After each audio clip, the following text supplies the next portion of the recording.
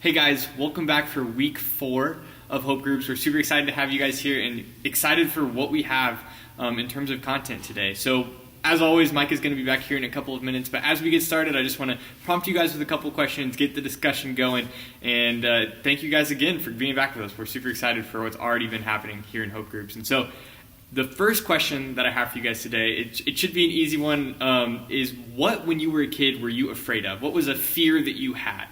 For me, when I heard this, it got pretty serious for me pretty quick, but some of you guys may have cool stories about being afraid of the dark. I know for me, I would sleepwalk as a child, and so I was always afraid that I was going to sleepwalk downstairs because we had an emergency system that would go off, and it happened on multiple occasions, and I woke up in a very confused state. But what was it that you were afraid of? Was it spiders? Was it actually this big event that you were rightfully afraid of? And something that you were a kid, tell your group about it.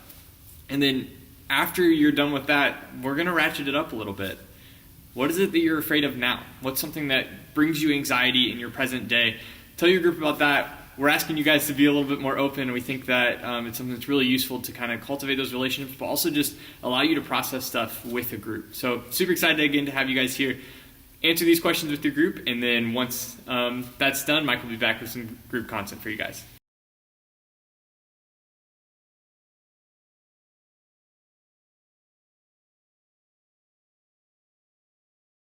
Hey everybody, welcome to week 4 of the Hope Campaign. I'm glad that you're here. I think we're going to have a good discussion today. So let's get right into it.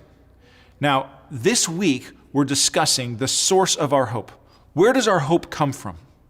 If you've been looking at any of the other Hope Campaign materials, if you've been reading the devotional, if you've been checking the website, maybe if you've come to Whitewater and heard some of the messages, you've heard a phrase that we've used repeatedly in this campaign, and it says, "Fear is the anticipation of evil, but hope is the anticipation of good." Fear is the anticipation of evil, but hope is the anticipation of good. Now, we haven't really unpacked that so far, so I want to take a little bit of time right now, and let's dive into that just a little bit and make sure we understand what we mean by that, and then we'll get into some other pieces. So when we say that fear is the anticipation of evil, that's not like a judgmental phrase. It's not meant to be anything other than a simple statement of fact. When I fear something, when I'm anxious about something, when there's something that causes me to worry, literally what that is that I am anticipating a negative event, right? When we say evil, a lot of times we mean some sort of like conscious thing that somebody's doing to us, but really anything bad is what we're talking about here. We say fear is the anticipation of a bad thing, right? Fear is the anticipation. When I see something coming at me that's a negative, it is a normal and natural and human response to experience fear. Not just is it normal and natural, it's actually very useful, right? You know, you're a pioneer, you're out in the, maybe you're here in Ohio 200 years ago and you're walking along and you see a bear coming at you. If you think, wow, what an interesting bear, it's so lovely, I love how that looks, oh, look at the powerful jaws, and it's not a good situation. Fear is a natural response in people and animals that is actually important. It protects us. Fear is not necessarily a negative thing. Anxiety, worry, these are not necessarily negative things. The problem with them is that they can easily hijack our thought processes and actually overcome all of the other good things that we're doing. So fear, if you're in a situation that should cause you to be healthily afraid, then it's good that you are healthily afraid, right? There's a lot of things in our world, if we're just being 100% honest with each other, there's a lot of things in our world that really are on their own worth fearing. If you just go through life and you're just blasé and you just, hey, whatever happens, happens, and I don't ever actually care. It could be that you're experiencing a life full of a lot of faith, but sometimes it's just like, no, you should probably be a little bit more worried about this, right? At the same time, fear shouldn't be the only thing in our life. If we anticipate bad things happening and only bad things happening, fear is a natural response. But, and this is the thing for those of us, especially those of us that are Christians, but really for all of us, fear is not the only thing that we should be anticipating, right? There's more to life than the bad stuff. Now, I know the bad stuff gets more play on TV. The bad stuff gets more play on cable news. It feels like all the time. It's like, man, everything is falling apart. The world is falling apart. Nothing's holding together. The center cannot stand. It's the end of the world as we know it. While fear is useful in certain circumstances, the reality is that hope is useful in all circumstances. There's never a time when you're worse off for having hope. Now, the classic quote that I actually like, that we shortened down to get our pithy little saying, the classic quote is that hope is the joyful anticipation of good. Hope is the joyful anticipation of good. When there is something that I can look forward to, when there is something that I can look ahead and see, then it becomes easy for me to have hope. Now, fear is useful, but hope is more so, right? Because fear can tell me what to avoid. Fear can tell me how to stay safe, possibly. But I can never experience the fullness of life without hope.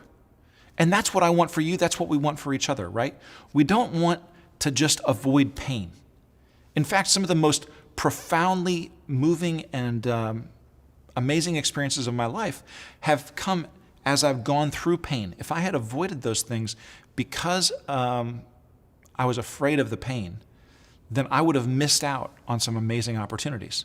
So what I want for you is more than just avoidance of pain. What I want for you is flourishing. Jesus said that he came to give us life, that we could experience life to the full, right? To give us life, that we could experience life to the fullness of what God could dream for us. And that's a beautiful promise. That is something that I hold to on hard days. Now, we started to hint on this last week, right? We looked at the 23rd Psalm, we looked at it together, and we found out that at the very core of the 23rd Psalm is this promise that says, God is with me. God is with me. God is with you. God is with us. God is with us in the middle of hardship and in the middle of beauty, in the middle of our losses and in the middle of our wins. God is never far from us. And that fundamentally is the hope that we're going to talk about today. The hope that no matter what happens, that we go through it with God. Jesus says that those who hear his words and put them into practice are like a man who builds his house on a rock. That no matter what happens, the storms that come, they will not blow him away. They will not wash him away. That his house will always be firm because his foundation is stable. And that's really what we're going to talk about. What is our hope in really? Is your hope in the promotion that you're hoping to get? Is your hope for your life built around your circumstances? Is it built around your family? Is it built around your dreams for your kids, right? Or your dreams for yourself? Is your hope in life built around something financial? My retirement plan? Around a hobby? Around a sports team? What do you actually put your hope in? Because I'm telling you, if you put your hope in the wrong thing, it's like building a house with no foundation. It's like building a building on top of sand. But if your hope is in God, specifically, if your hope is in Jesus Christ, and if you build your life on his words and what he teaches, then we have hope and so much more. So we're going to talk about that in just a minute. We're going to take a quick short break, and then we're going to get into kind of the meat of today's conversation. So talk about the questions on your screen, and then let's jump and get ready to dig, because we got some good stuff coming. All right, thanks, guys. See you in a minute.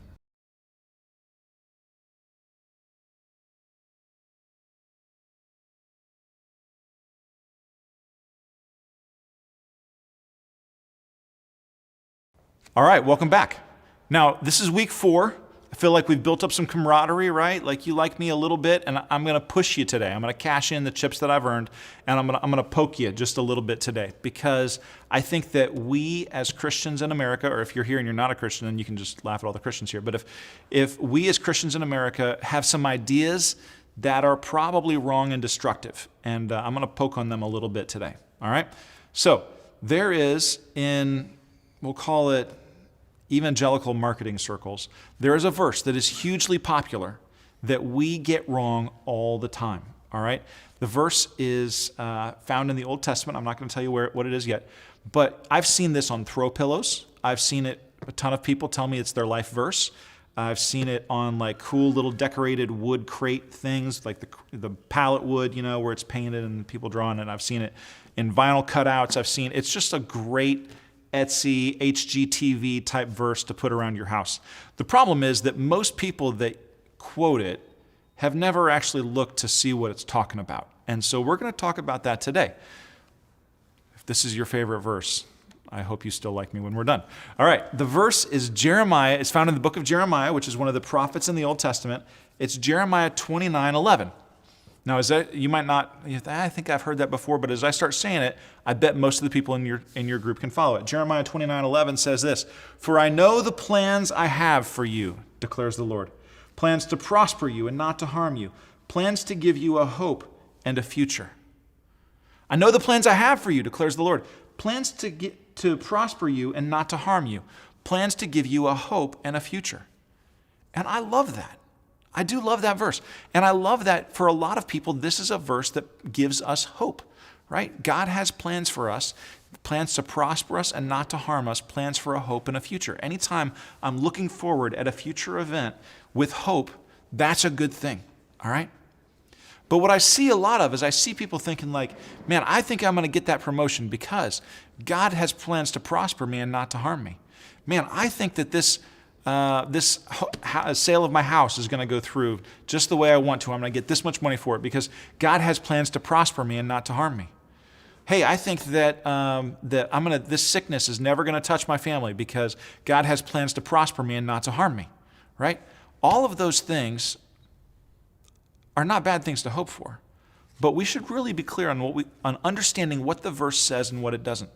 And so we're going to dive deep into this passage in just a minute. Let me give you a little bit of background. The prophet of Jeremiah is one of the most unpopular prophets to read, other than this chapter in the Old Testament, because his book is really depressing. His book chronicles the overthrow of the nation of Israel by conquerors, invaders who came in, and it's depressing because Jeremiah keeps saying the same thing again and again and again. Right? And he keeps not being heard by God's people. Because God's people would say, hey, God loves us no matter what. He'll always take care of us. And so even if we turned away to idols for a while, even if we stopped worshiping him, even if we do things our own way, he's always going to take care of us because he already has. Right? They're saying essentially what we talked about a couple weeks ago. We have a history book with God, and God has always come through for us, and so we know he always will. So even though these armies are invading our nation, we know that God will take care of us. And you think, well, that's faith. That's beautiful. That's good. But Jeremiah gets the unpopular job of saying, no, actually, God has saved you many times, but God's best for you is not the best that you're hoping for. Right? God's best for you is not what you actually want. And so he says this right up until the armies invade, break through the gates of Jerusalem, and start carrying people off in slavery. Right? And he's actually accused of being a collaborator with the Babylonian armies. Like, it's not a good situation. And so Jeremiah gets captured. A lot of people get captured. People get taken to Babylon. This is where we get stories about Daniel being carried to Babylon and things like this. And so God's people are taken into exile. But even in exile, they still have this hope. And they say, man, okay, God, we were wrong. We really messed this up. And you told us, you've been warning us for 100 years that this was going to happen if we didn't shape up. And you really showed us, God, we were wrong. Now we're here. We're very contrite. We're so sorry for what we did. Take us home, please. Right? And there were a number of, Jeremiah calls them false prophets and seers, who were making a really good living by telling people, yeah, God just around the corner. God's going to take this. He's going to somehow get all of us, thousands upon thousands, tens of thousands of people, maybe even hundreds of thousands of people that have been carried into exile. God is going to take all of us back home any day now. It's going to be, we've been here for several months already, and it's probably going to be several more months. But man, shortly, within the first year or two, really, we're all going to be home. Right? It's all going to go easy. It's all going to go well. God's going to take us out of here. We don't need to settle down. We don't need to do anything because we're not here for very long. Right? God's going to take us home. And Jeremiah writes this letter that's found in Jeremiah 29. And this is what it says. All right? If you've got a Bible, feel free to pull it out. If you're a Bible Gateway guy or a YouVersion app, on your phone, feel free to get this out. Jeremiah 29. We're going to read the whole thing. It's a little bit long, but stay with me because I think you'll follow it. All right? This is the text of the letter that the prophet Jeremiah sent from Jerusalem To the surviving elders among the exiles, and to the priests, the prophets, and all the other people Nebuchadnezzar had carried into exile from Jerusalem to Babylon. This is after King Jehoiakim and his queen mother, the courts, all these people had gone into exile in Jerusalem. He entrusted the letter to a certain person, and this is what the letter says. This is what the Lord Almighty, the God of Israel, says to all those I carried into exile from Jerusalem to Babylon. And everyone thinks it's about to be, hey, come on home. Come on home. Come back to Jerusalem. Life is good. He says, build houses and settle down. Plant gardens and eat what they produce. Marry and have sons and daughters. Find wives for your sons and give your daughters in marriage so they too may have sons and daughters. Increase in number there and do not decrease. Seek the peace and prosperity of the city to which I've carried you into exile. Pray to the Lord for it, because if it prospers, then you too will prosper. Yes, this is what the Lord Almighty, the God of Israel, says. Do not let the prophets and diviners among you deceive you. Do not listen to the dreams as they encourage you to leave. They are prophesying lies to you in my name. I have not sent them, declares the Lord. This is what the Lord says. When 1 year is completed, no. When 2, when 3, when 70 years are completed, I'll bring you home. No, that's not what it says. It says, when 70 years are completed for Babylon, I will come to you and fulfill my good promise to bring you back to this place. For I know the plans I have for you, declares the Lord. Plans to prosper you and not to harm you. Plans to give you a hope and a future. Then you will call on me to come and to pray to me, and I will listen to me. You will seek me and find me when you seek me with all your heart. I will be found by you, declares the Lord, and I will bring you back from captivity. I will gather you from the nations and places where I have banished you. I will bring you back to the place from which I carried you into exile. Now it goes on, and there's a lot more that we could read. We're not going to read the full chapter, but do you catch what happens here? That the people of Israel are saying, man, surely nothing bad's going to happen to me right now. Surely only good things, because God has a plan for me. God has a perfect plan for my life, and he does. But for Israel, in this time and in this place, God's good and perfect plan for their life included 70 years in exile. God's plan was not the plan that they wanted, right? Nobody's signing up for this plan. God's plan is, yeah, I will take care of you, and I will be faithful to you, and I will fulfill my promises to you eventually. But I'm not saying it's going to be today. And so this is a hard thing for us. It's a hard thing for us. Because when we put, I know the plans I have for you, declares the Lord, plans to prosper you and not to harm you, when we put that on a throw pillow and stick that on our couch, when we say that's our life verse, when we put that on some shiplap and put it up on a HGTV special, I'm sympathetic to the hope that expresses. But we need to recognize that in its context, what God is actually saying is, I will be faithful to you, more faithful to you than you have been to me. He says, I'll be faithful to you, but it's going to be a while, right?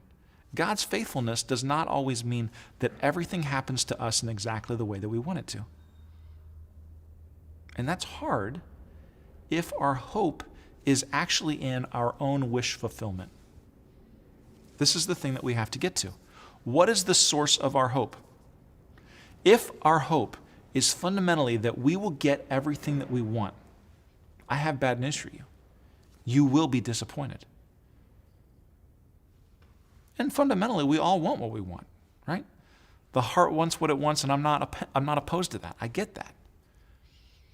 But if we don't understand what God actually promises us, then what can happen is it can turn our hearts towards bitterness. It can turn our hearts towards anger. We can feel like it's unfair that we didn't get the thing, that God didn't come through for us. He wasn't faithful to his promises. He didn't care for us. And that's a problem. The hope that we have should not be based on how good we are, how likely we are to get what we want, how likely we are to be able to get there. It should even not be based on how likely God is to give us what we want. Our hope should actually be that God will give us what we need. A lot of times what we need is not what we want. Now, God did amazing things through the people of Israel. in their time in exile. Now, if you read the Old Testament, if you read the narratives of the Old Testament, it felt like every other chapter, Israel is turning and going away after these other gods, right? All through, starting with Judges and even before, but all through all the time of the kings in Israel, you continually see this thing where Israel is constantly chasing after idols. And you would think, like, this is how it is. This is what it is. But then when you get to the New Testament, it's completely different. Israel has a completely different set of problems, and that is that they're rigidly holding to the law. And you think, how did you go from here to here? Like, if you just read it, if you just read some of the stories in the Old Testament of Israel chasing after idols and going their own way and doing all their own thing, and then you read stuff in the New Testament, you think, is this the same group of people?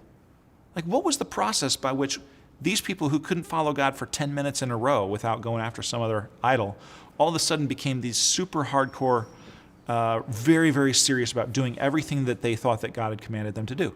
Like, what was the process of that? And the short answer is that the process was exile.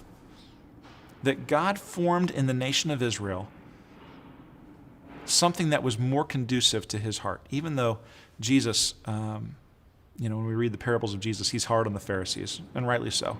But that was still an improvement over what had gone before, right? God used hardship in the life of the nation of Israel to form a level of character in them that could be formed in no other way. God sees the long view, and we only see the short view. And while we're primarily focused on our prosperity, right, on our comfort, on our safety, those are not the things that are at the top of God's pile. God's ultimate hope for us collectively and for you individually is not just that you'll be prosperous and safe and life will go easy for you, comfortable, right? God's hope for us, God's plan for us, the plan that he has to prosper us and not to harm us, is not necessarily a material prosperity. It's for you to become a different type of person, right? A person with a character that's so deep and so strong that right now you might not even be able to imagine it. Or some of you say, no, it's easy for me to imagine because I've gone through this, right? God has been at work in my life, not always making me comfortable, but always making me a better follower of him. And that is actually the source of our hope. It's in God's goodness and his ability to take the long view and give us ultimately what we need, not just what we want. Now, in the moment, that can be very difficult, right? When I'm going through a hard place, when I'm going through, as we talked about last week, the valley of the shadow of death, then what I really want is hope in the immediate, right? I want to know that the pain is going to go away. I want to know that the fear is going to go away. Right? I want to know that this evil that is approaching, I'm going to avoid it in some way, somehow. But when we say hope is the anticipation of good, the good that we're talking about is in the longest possible term, in the strongest possible way, not in the short term, not in the immediate. Now, I think that God is active even in the immediate. We're going to talk about that some next week. But I think that ultimately our hope is in what is to come. So let's go ahead and pause there. We'll have a little bit more discussion, and then we've got an extended conversation that we'll have to wrap up our time today. So we'll do that now, and then when you come back, there'll be a couple of us here to talk about what's coming next. Thanks, guys. Talk to you soon.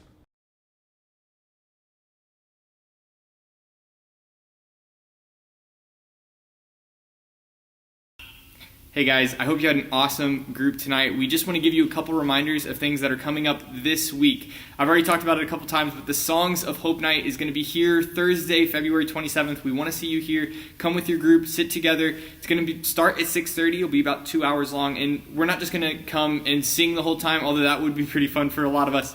But guys, we're going to have opportunities for you to serve. About half of the time we're going to be serving in Solve 7 ministries that will get you hands-on in some of the hope-giving things that we do here at Whitewater. So come with your group, serve with them, and then we're going to jump into some worship and just take hope in, feel filled with hope, and be singing alongside, serving alongside the people in your group. It's going to be an awesome experience. Be there, and we're super excited to have you.